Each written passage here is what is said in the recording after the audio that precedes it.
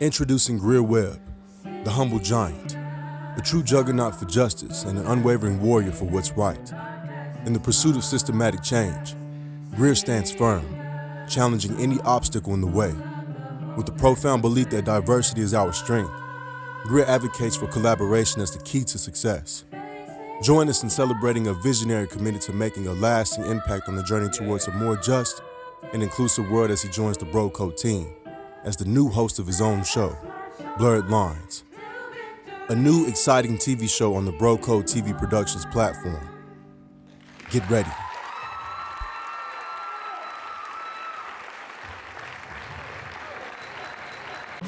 I'm trying to help you from saying line. I want you to listen. I want you paying attention. I want you to get it. I want you to see it. I want you to achieve it. I want you to believe it. Put your trust in Jesus. You can trust in Jesus. The streets can be wicked, so much mischief. One can dive in, shucking and jiving. You know how many guys been killed, lost their life in. The enemy so trifling. Paint some pictures so you may like it. He's not your friend. Blurred Lines. I'm your host, Greer Webb. True and lasting change always first begins with honest conversation. However, the topics of religion and politics are often pitted against one another as people believe that one detracts from the other. Now, it's time to blur the lines.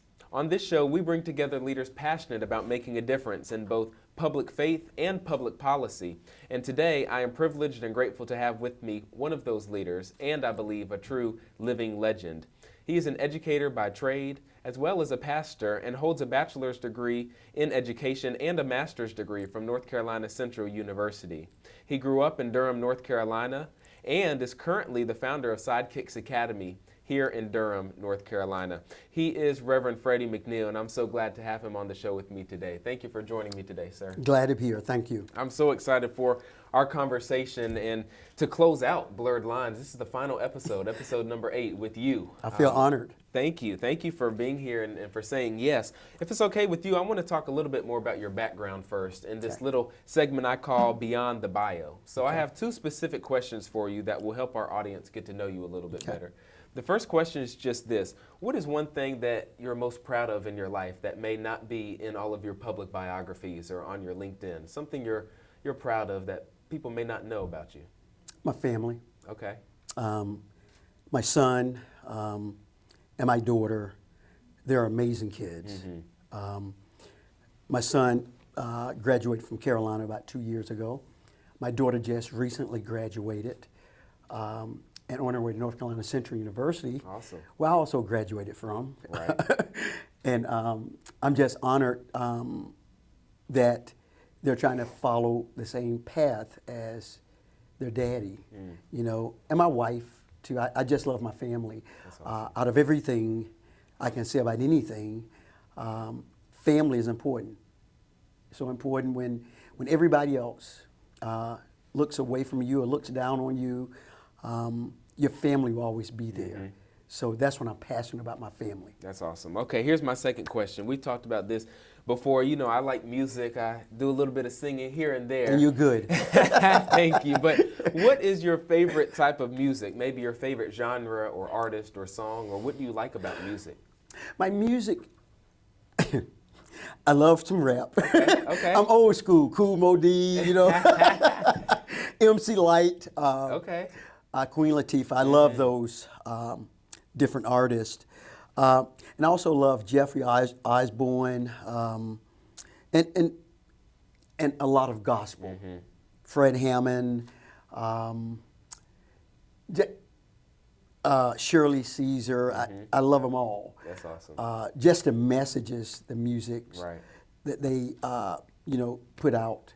It's so amazing. It speaks to you. It's a way to tell stories, right? It's a true way to tell a story. Yeah, music is so powerful, so I love asking all of my guests that. But let's jump into some of our questions here. Well, before we do that, explain, so you've got some cameras here. I know we're having this conversation, but talk to the people, tell the audience where we are right now. I mean, they see this big flag behind us. I told them that you're the founder of Sidekicks Academy, but where are we right now? We're at R.N. Harris Elementary School in Durham, North Carolina. At the Sidekicks Academy headquarters. Sidekicks Academy is an acronym, and students involved in discipline education, keyed into claiming knowledge and success. So as you can see behind me, I like to explain this because I think it's important. Everything about the martial arts is, it deals with education first, discipline, self-confidence, and focus. What I really want people to know, the onlookers, is if you look at the kicker in the middle, and behind the kicker is the state of North Carolina. And we know the program is in Durham, North Carolina, but it's bigger than that. It will be bigger than that. And if you look behind the state of North Carolina, it's a globe. This program is going worldwide. And I have some wonderful individuals that's part of the team. And it's a phenomenal program. It's a phenomenal program. And it gives children and youth access or exposure to things that they would never be exposed to in life. So this program it's a game changer and has been a game changer for Durham Public Schools. And I just want, probably the hardest thing, I've been funding the program along with my colleagues.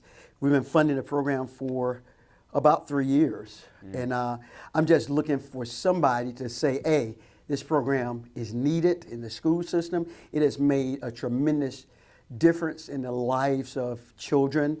And I want to donate. I want to fund that program. As we know, public education, they're given a specific amount of money. So, and I truly understand that. But when you have something good like Sidekicks meaning students involved in discipline education key into claiming knowledge and success. We have a program like that. You want to invest in it. So that's where we are. We're at the headquarters of Sidekicks Academy. We are indeed. I'm so grateful to be a part of Sidekicks Academy, and I'm so excited for this conversation. And Blurred Lines, as I mentioned in the opening, is all about blurring those lines, right? Closing or bridging the gap between faith and politics. A lot of times people see them as separate, but as Dr. King taught us, it's okay to talk about politics from the pulpit even, because the root word of politics means people. And that's what faith is all about, bringing people together and allowing them to see the glory and rejoice in the goodness of the Lord. So I want to ask you this question about your faith background. Why did you become a pastor or a reverend, or why is your faith? I know you've talked to me a little bit about the story and your vision behind that, but why is faith so important to you, and why did you become a member of the clergy? It's amazing. People say why. It's not a why. It's something that God calls you to. And as I was growing up in the church, people will always tell me, the members of the church would say, oh, wow, boy, you're going to be a preacher one day. And I said, oh, no, I don't want that job. Right. And as it progressed, I became one of the liaisons of the church. And so I was the liaison between the pastor and his family and the church. So when the church had a problem, they would have to bring it to my attention. I would bring it to the attention of the pastor. And so I kind of saw myself at that point moving in a direction of something much higher than being a church liaison. And so I know we have our plans in life, but God has his plans. Right. And so you ask me why. I didn't have a choice. People think, the Bible says many are called, but few are chosen. When I got called in 2001, I fought it. I didn't want to be a reverend. I didn't want to be a preacher. I knew I was a faithful man, but at the same time, I've seen, I'm a AME Zion reverend, and I've just seen how some preachers treat their congregation. I've seen how congregations treat their pastors. So, and so I said, nope, I don't want to do that. But, and also the politics, as you said, there's so many politics in in the faith community. Right. And so I think I didn't want to tackle that. But when I thought about it, and God calls you to something, it's going to work. And so the why, I didn't have a choice. I could have said, nope, I'm not going to do it. Right. But it would have been a loss for me. Right. You know, so I have truly enjoyed serving God and serving the people of the Durham community. And I know God didn't bring me this far to leave me. Right. I know that. Right. Well, you said many are called and few are chosen, and we're talking about church. So before we take up an offering and go to break, I want you to be able to talk to the people just briefly about your new book that's come out. You're a co-author on a book now about faith and about leadership. How did that come about? And, you know, just really quickly, why do you think that was so important for you to put your thoughts into words? I think everybody wants to write a book, but it's about the process of writing a book. So I knew I have a lot of information that I can give to somebody, and that's what God did. We're inspired by the Bible. So that's his book of love. This book is about leadership, business, and success. I'm retired, so I've been successful. So I want other people to know what they have to do to be successful. But it doesn't just start with being a leader, you know, being successful. It starts with God, you know. And it says, seek ye first the kingdom of God and his righteousness, and all these things will be added unto you. And so if you seek the kingdom first, I don't care what you go through in life, you will be successful.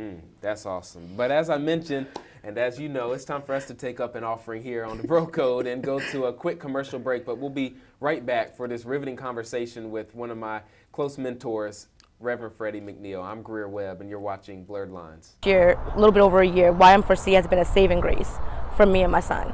Unlocking a world of potential. YM4C, Young Men for Christ, is more than a mentor program. It is a transformative journey for youth ages 8 to 16. Through life skills, character development, and engaging in pro-social activities, YM4C is sowing seeds of love, hope, and self-confidence. We believe in the power of opportunity and exposure to shape a brighter future for our youth. Join us in nurturing the next generation. Follow, support, and make a difference at ym4c.org. Together, we inspire greatness. Welcome back to Blurred Lines. I'm your host, Greer Webb. We're here with my friend and also mentor, Reverend Freddie McNeil, talking about faith and also the connection between faith and politics, between faith and people. I want to ask you this, sir, as we continue this discussion. So with all this happening around us, and you and I talk about this often because we're serving young people. We're here in Durham. It's a very rich and vibrant community, right? It's also a very historic place and diverse. With all that's going on, we see these attacks on public schools, this political division, and people calling folks names at the national level. I believe at the core of any type of change for the better is strong but moral leadership. And I know moral leadership has different meanings for different people, but I want to ask you in this day and age, how do you define moral leadership? And what do you think is missing? Or what do you think are some of the problems with our leaders at the national level and all the way down here to the local level? Honesty, truth, and I'm going to say it this way.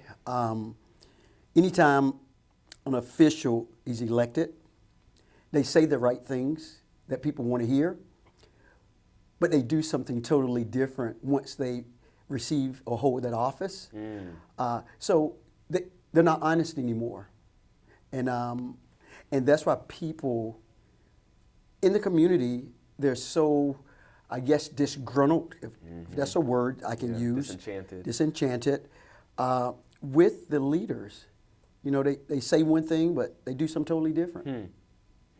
So what do you think is the right way to lead, beyond being honest, when it comes to moral leadership or sticking up for the marginalized? What do you think needs to happen for us to move here in Durham and across the state and globe? How do you think we need to be better leaders?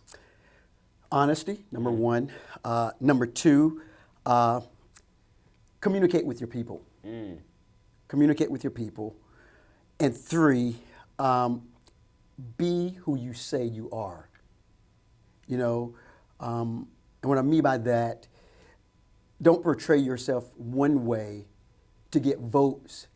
And when you get your votes and receive your votes, you are somebody else. You become a totally different person. And that's where the politics kind of finagles its way in to faith or religion.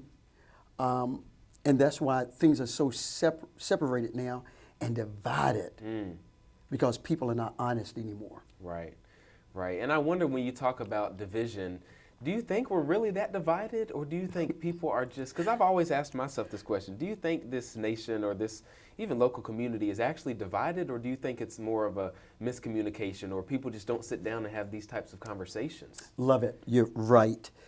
Just don't have these types of conversations. And you know, it's the have and have-nots. Bottom line, have and have-nots. The same way you treat the people that have, you should treat the people who have nothing or have none the same way. And that's the division. And everybody is important. Right. You know, so you need to treat everybody the same way. And there are levels in our society that it trickles down.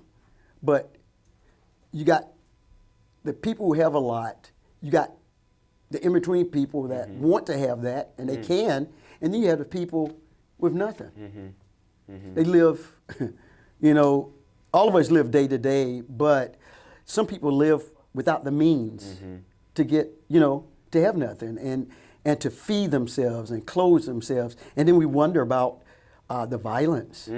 That's why we have violence. When there's no means, people are going to find other ways to find their mean. So, Wow. So honesty is important to me. It really is. And just do what you say you're going to do. I'm with you all the way. I'm with you all the way. So, you know, one of my favorite verses in the Bible is Isaiah 1:17. I've asked some of my other guests that have a faith background about this, but it just says, learn to do good, seek justice, correct oppression, bring justice to the fatherless, and plead the widow's cause.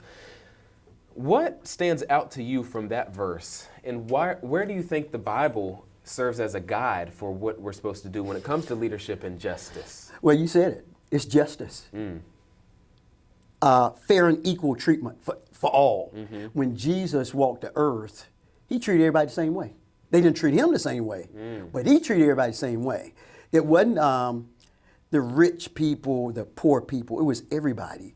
And Jesus, we know, he walked everywhere he went. Right.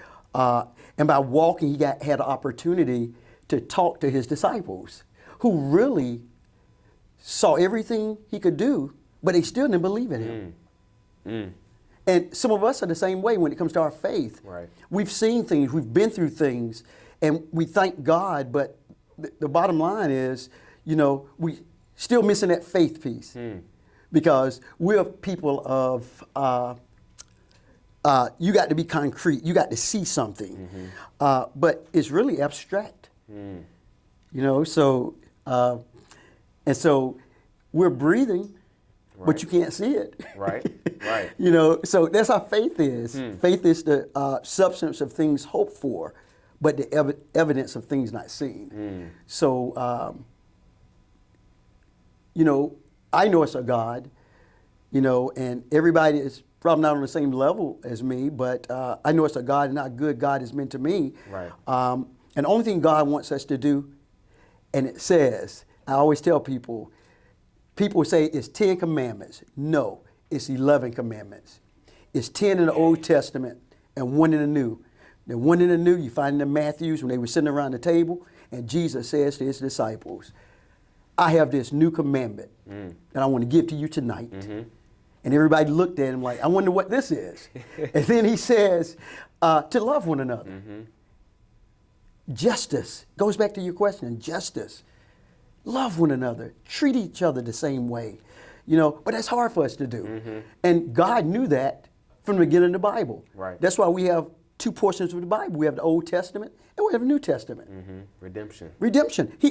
Forgiveness. We know the people in the Old Testament didn't get it right. So he said, okay, watch. Let me send my son. He'll make it right. And he did. He sure did. He made it right. Wow. So justice. That's awesome. That stands out the most for me. Justice stands out to you, and we can't get there without faith. Absolutely. But because we're believers, we're called to treat everyone the same way. And that should be in a way that honors the Lord and like he treats us every day. Absolutely. That's awesome. We're going to be right back here on Blurred Lines. I'm Greer Webb. Discover the pinnacle of visual storytelling experiences with BroCo TV Productions. From the artistry of photography to the magic of videography, the world of podcast production, exclusive red carpet services, captivating MC services, inspiring speaking engagements, expert panel discussion curation, and breathtaking drone services. The Bros have you covered. Elevate your events and storytelling with us.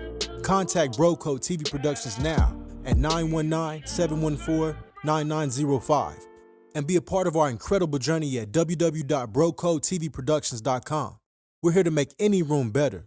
Welcome back to Blurred Lines. I'm your host, Greer Webb, here with my mentor and friend, Pastor Freddie McNeil, Reverend Freddie McNeil, also the founder and executive director of Sidekicks Academy of Durham. We're here at the Sidekicks Academy headquarters today, wrapping up our conversation about the intersection between faith and politics and how people and mentorship plays a role in that. I want to ask you this in our segment called Words from the Wise. I'm going to say a statement. I want you to give me just one word. I know it's tough for pastors to do sometimes, but just one word, and I'll give you a little chance to explain it. But here's the statement. I want you to put on your educator hat for a moment and think about one word that expresses how you feel about our role as people in mentoring the next generation. So I've told my other guests this too, and I will tell you now, I really consider you a community shepherd, a leader of people. So why is mentorship so important, and how does it help us prepare for the next generation? Just give me one word on your thoughts on that. You can take a moment to think about it.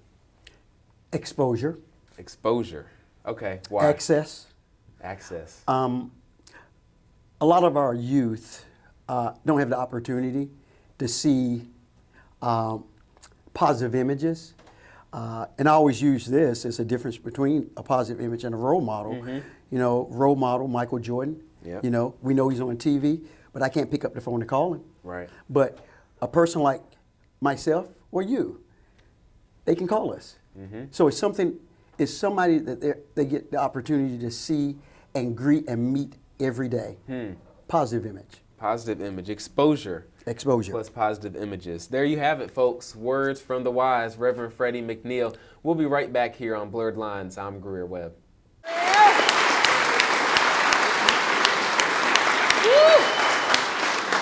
Introducing Greer Webb, the humble giant, a true juggernaut for justice and an unwavering warrior for what's right. In the pursuit of systematic change, Greer stands firm, challenging any obstacle in the way. With the profound belief that diversity is our strength, Greer advocates for collaboration as the key to success. Join us in celebrating a visionary committed to making a lasting impact on the journey towards a more just and inclusive world as he joins the BroCo team as the new host of his own show, Blurred Lines, a new exciting TV show on the BroCo TV Productions platform. Get ready.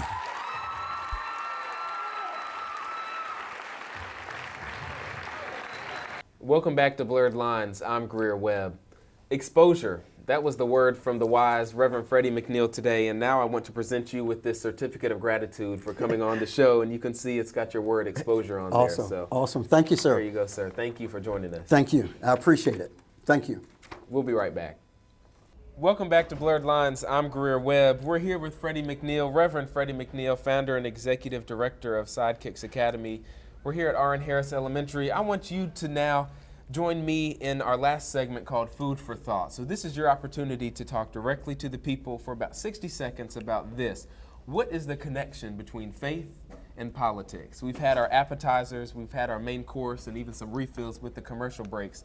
Here's what I want you to do. Explain the connection between faith and politics and why it's so important to our viewers. You've got Rosa Parks, Langston Hughes behind you, Harriet Tubman, some civil rights greats.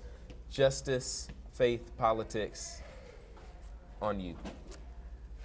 Justice, faith, and politics. But the greatest is faith.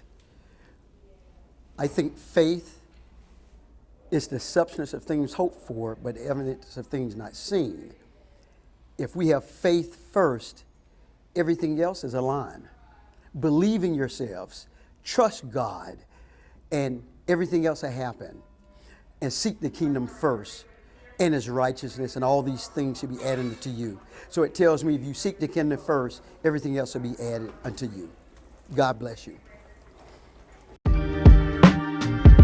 To my young soldiers out there in the hood, in the ghettos and projects, I know what you see, make you feel hopeless, but there's one you can put your trust in.